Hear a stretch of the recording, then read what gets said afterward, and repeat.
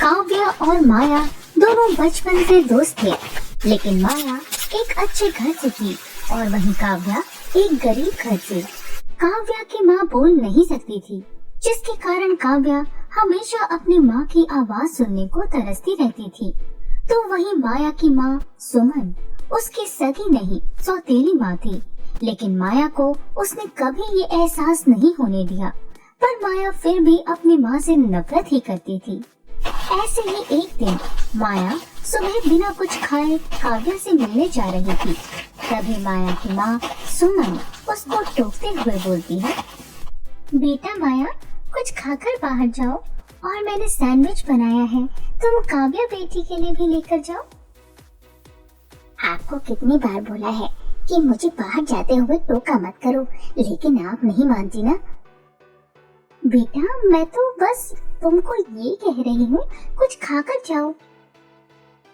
मुझे नहीं खाना आपके हाथ का कुछ भी, और मेरी माँ बनने की कोशिश मत किया करो। मेरी माँ मर चुकी है और उनकी जगह कोई नहीं ले सकता, समझिए आप।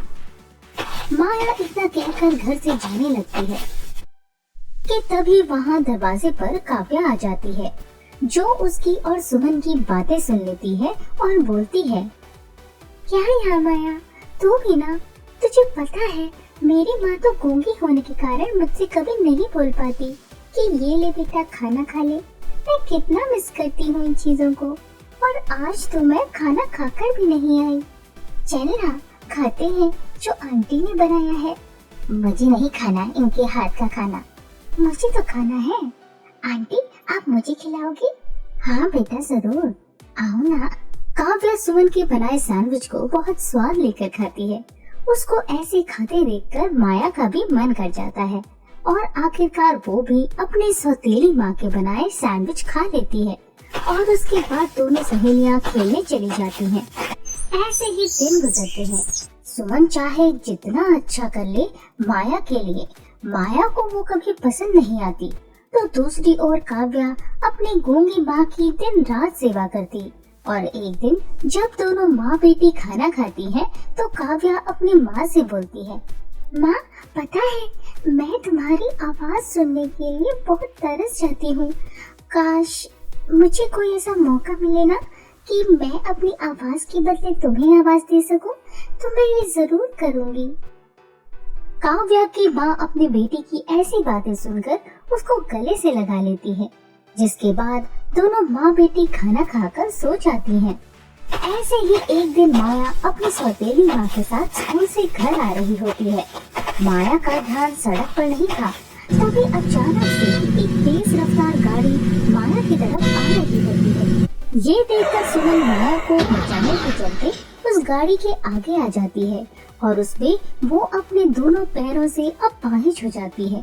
लेकिन माया इस बात पर भी अपनी माँ को नहीं अपनाती और एक दिन व्हील चेयर पर बैठी सुमन माया से बोलती है, माया बेटी, मुझे जरा पानी लाकर दे दो, बहुत प्यास लगी है। मैं आपकी नौकरानी नहीं हूँ और खुद से आई थी ना अब गाड़ी के आगे, तो अब भुगतो। हाँ, अपने पैर खोकर खुद अपाहिज हो गई, अब मैं इनकी सेवा करूँ। माया की ऐसी बातें सुनकर सुमन की आंखों में आंसू आ जाते हैं, लेकिन वो अपनी बेटी से कुछ नहीं बोलती। ऐसे ही कुछ दिनों बाद दोनों सहेलियां खेलने के लिए पास के पार्क में जाती हैं, जहां दोनों खेलने में व्यस्त होती हैं कि तभी उनके पास आसमान से एक तोता आकर गिरता है, जो कि घायल होता है। उसे देखकर काव्या बोलती है, माया देखना, इस तोते को कितनी चोट लगी है, चल इसको पट्टी करते हैं। पागल है क्या, इसकी कितना खून निकल रहा है, मैं नहीं लूंगी हाथ में इसको। कोई नहीं, मैं ही इसे ठीक करती हूँ। काव्या उस तोते को उठाकर उसके घाव पर फूंक मारने लगती है, लेकिन तभी अचानक ही उस तोते का घाव भर जाता है और वो काव्या के हाथों से उड़कर उनके सामने उड़ता हुआ बोलता है, तुम्हारे दयालु स्वभाव ने मुझे अपना बना लिया है, इसलिए मैं तुम दोनों को अपने जादुई नगर में ले जाना चाहता हूँ। क्या तुम चलोगी? क्या सच में जादुई नगर है? हाँ, मैं जरूर चलूंगी। मैं भी चलूंगी। दोनों की मंजूरी मिलने के बाद अचानक ही वो पार्क एक सुंदर से जादुई नगर में बदल जाता है, जहाँ दो बड़े बड़े सोने और चांदी के कद्दू जैसे घर थे। इसी के साथ वो तोता भी अपना रूप बदलकर एक जादुई परी में बदल जाता है। दोनों सहेलियां ये सब देखकर हैरान ही थी कि तभी उनके सामने बना चांदी का कद्दू का घर काव्या से बोलता है, आओ काव्या, मेरे अंदर आओ।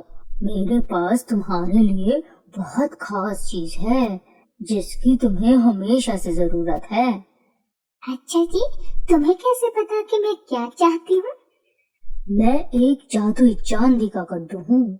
तुमको देखकर तुम्हारे बारे में सब जान गया और मैं तुम्हें तुम्हारी माँ की आवाज लाने का एक रस दे सकता हूँ, जिसे पीकर तुम्हारी माँ की आवाज आ जाएगी।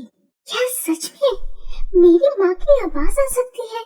फिर तो मुझे जरूर दे दीजिए। एक मिनट काव्या, मेरी बात भी सुन लो।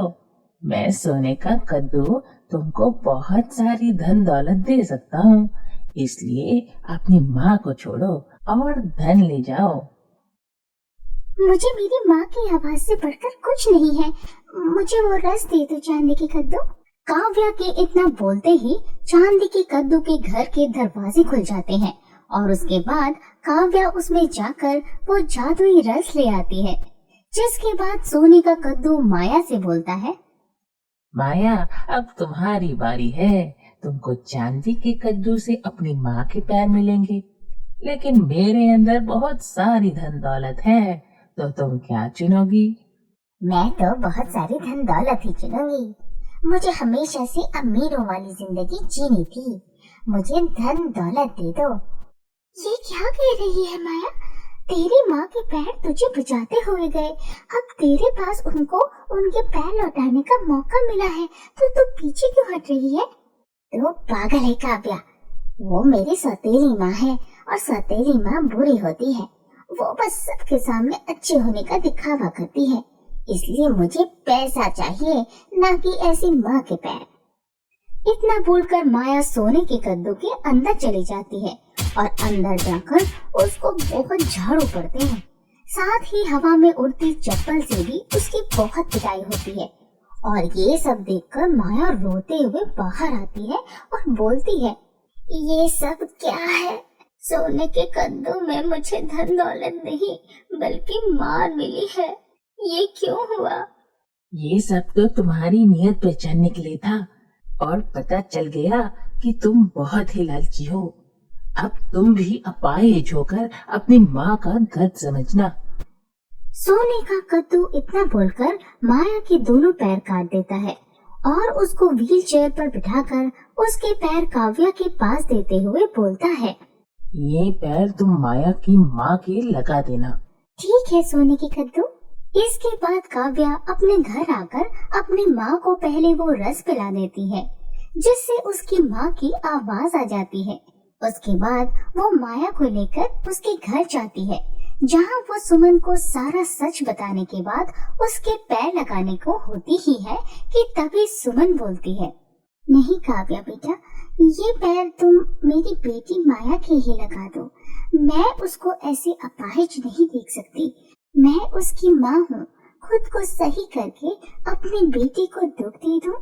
नहीं नहीं, ये नहीं हो सकता। देखा माया, जिस माँ के बारे में तुमने एक बार भी नहीं सोचा, वो तुम्हारे बारे में सोचकर खुद को ठीक करने का मौका गवा रही है। माँ, मुझे माफ कर दो।